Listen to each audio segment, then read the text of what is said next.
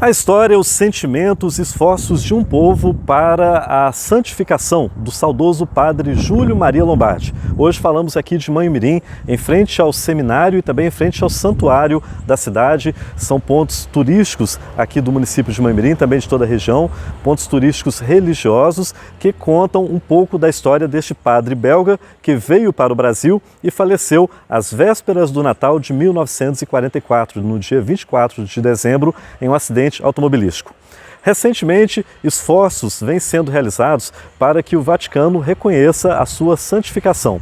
E recentemente também, mais uma importante etapa nesse processo foi concluída com a reunião dos documentos que foram exigidos pelo Vaticano para que esse processo tenha sua continuidade lá na Europa. Nossa reportagem conversou com os advogados responsáveis pela obtenção de um importante documento que ainda não existia, a certidão de óbito do saudoso padre Júlio Maria Lombardi. Na verdade, essa obtenção, esse trabalho de recolhimento dos documentos pessoais e institucionais do padre Júlio Maria, do servo de Deus padre Júlio Maria, incluía também a certidão de óbito. Essa juntada de todos os documentos foi um trabalho importante na fase diocesana, que consiste exatamente na reunião de todos esses documentos. E a correta juntada de todos os documentos é importante também para a próxima fase, que é a fase atual agora, que é a fase romana.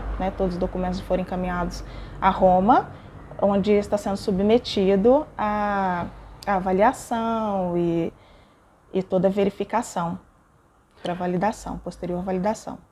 Débora, existe uma comissão histórica que atua aqui em Manhumirim visando justamente atender a todas estas exigências, determinações do Vaticano, e coube a vocês na época providenciar esse documento importante, mas que não existia ainda, a certidão de óbito. Isso, exatamente. Tinha uma comissão histórica, ela era formada por membros das congregações que o padre Júlio fundou, e eu auxiliava nessa comissão, e um dos documentos era a certidão de óbito do padre Júlio, que não existia, não foi feita. Houve tanta comoção na sua morte que eles não providenciaram esse documento tão importante, e não foi feito. Depois nós tivemos que providenciar para que fosse concluída, para que auxiliasse nessa fase diocesana. E ao se mencionar o padre Júlio, observa-se a presença dele em diversas obras que ele realizou em vida. O padre Júlio, ele é muito, até hoje, ele ainda está muito presente na cidade de Manhumirim.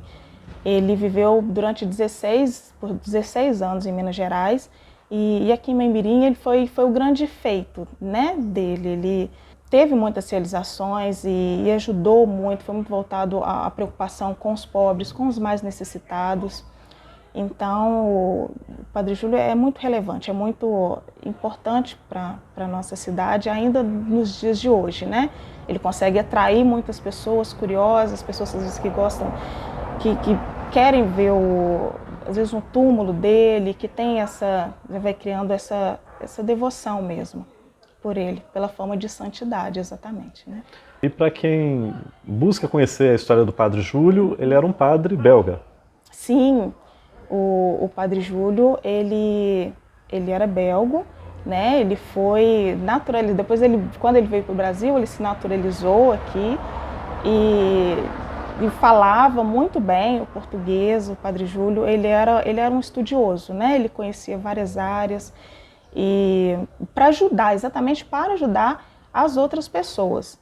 Ele entendia um pouco de farmácia, para ajudar aquelas pessoas que chegavam e perguntavam para ele, estou com uma dor aqui e tal. Ele entendia também dessas coisas. Inclusive, ele tem diversos livros, a biblioteca dele é vasta, e de diversas línguas também que ele falava.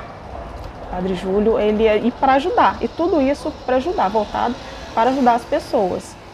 Ele era muito culto e abraçou Manhumirim de uma forma que até hoje a gente consegue sentir. Tanto que até hoje o nome dele se espalhou aí pelo mundo inteiro, né? A gente pode dizer assim, principalmente agora com esse processo de beatificação, já na fase romana, né?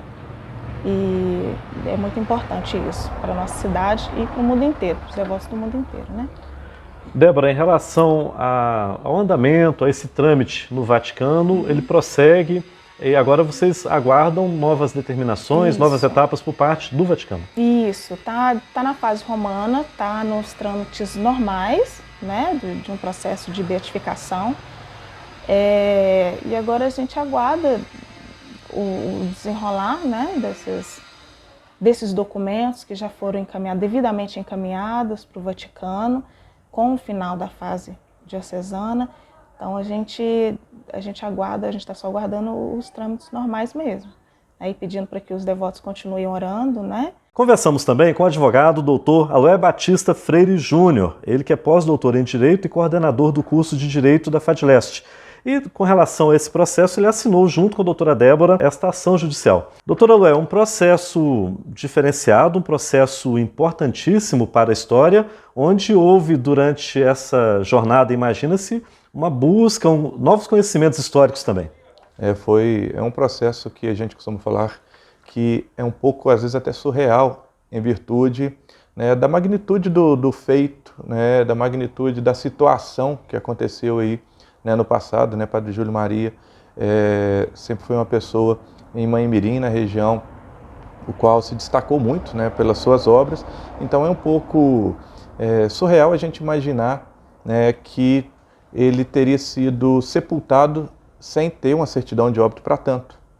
Então a Débora me procurou, né, para que a gente pudesse ingressar, né, para auxiliá-la nessa ação, para que nós obtivéssemos a certidão de óbito tardia, né, uma vez que o processo, né, dele para a beatificação no Vaticano poderia ser prejudicado em virtude da falta dessa certidão de óbito.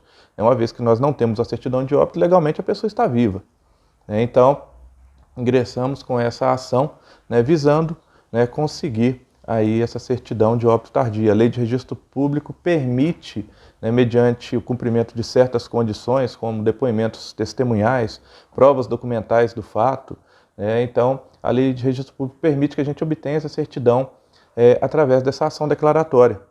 E assim fizemos, né? Contamos aí com o depoimento da senhora Shirley Maroni, que foi testemunha ocular na época do acidente, né? Ela presenciou o trâmite, né, desse período, né, do sepultamento. Ela presenciou o transporte do corpo do Padre Júlio Maria. Na época ele foi transportado num carro, né, assim, na audiência, né, de instrução. Ela sim testemunhou, né, testemunhou que esteve presente na própria igreja, né, acompanhando aí o velório que se prolongou por 6 dias, né, em virtude da importância que o Padre Júlio sempre teve, né, na nossa região. Daí nós tivemos também outras documentações acostadas aos autos, o próprio livro, né, que o padre Demerval também, ele prestou uma declaração de próprio punho e infelizmente, né, ele faleceu antes que a audiência, né, acontecesse. Ele seria também uma das testemunhas, né, que seriam arroladas, né, para prestar o seu testemunho em juízo, mas infelizmente ele faleceu. Contudo, ele deixou um livro no qual conta toda a história, né, do Padre Júlio Maria, desde o dia do acidente, né, conta a história do velório, né, que se prolongou por esses 6 dias. Então, foi uma ação, né, que teve aí todo o seu cunho documental, o seu cunho testemunhal, né, totalmente aprovada, né, pelo magistrado, né. A gente tem que ressaltar também, né, a grande ajuda do Dr. Heydrich, à época, né. Dr. Heydrich, ele entendeu, né, a situação, e abraçou também a causa para que a gente obtivesse, né, essa certidão de tão importância, né, para o trâmite aí da beatificação do Padre Júlio Maria. Por um lado, o desafio de comprovar juridicamente o falecimento que ocorreu há quase 80 anos, isso lá em 1944, e por outro, a urgência, a cobrança, as determinações do Vaticano. Sim, sim. Foi, com certeza, um desafio muito grande, porque nós tivemos que começar do zero, né, essa busca documental, essa busca testemunhal, e como o fato ocorreu há muito tempo, né, nós tivemos aí a sorte da senhora Shirley poder testemunhar a nosso favor. Nós tivemos também a sorte aí do padre Demerval, né, ele ter escrito esse livro não só isso também, mas também pelo próprio fato do padre Júlio Maria estar, né, sepultado na igreja de Mãe Mirim. Está, né, hoje, né, como, né, a gente verifica, ele tem, né, a sua sepultura lá, né, ele, inclusive o Dr. Heidrich, ele fez um in loco, né, ou seja, no local ele esteve verificando a sepultura, né, houve também uma notificação aos cartórios da região para que atestassem que não havia nenhum tipo, né, de lavratura de certidão de óbito em nome do padre Júlio Maria, e assim o processo se desenrolou. É até interessante que é uma ação no qual o próprio magistrado, né, o Dr. Heidrich, ele encaminha para o Centro Histórico do Tribunal de Justiça para ficar arquivado. Então, assim, para o próprio judiciário foi uma ação bem interessante. E, logicamente, para nós, a gente não pode simplesmente colocar só na cidade de Mãe Mirim, mas para a região toda, né? Foi de suma importância porque a gente consegue aí resgatar um pouco da história e legitimar mais ainda essa história. Para você e para a doutora Débora, enquanto operadores de direito, como é a sensação de atuar num caso envolvendo uma personalidade de Mãe Mirim, uma personalidade tão especial como foi Padre Júlio Maria? Creio que tanto, né, para a minha pessoa quanto para a pessoa da Débora, isso é muito engrandecedor. Além de ter sido uma ação, né, uma das primeiras do tipo que eu pude protocolizar, principalmente pelo fato de ser o padre Júlio Maria, isso para a gente é engrandecedor, saber que a gente pode estar colaborando um pouquinho para a história da nossa cidade, da nossa região, estar colaborando aí, né, com o processo de beatificação, o qual com certeza vai ser aprovado, e se tem aí, né, a notícia de vários milagres, né, feitos aí em nome do padre Júlio Maria. Então, para a gente, com certeza, é muito engrandecedor isso.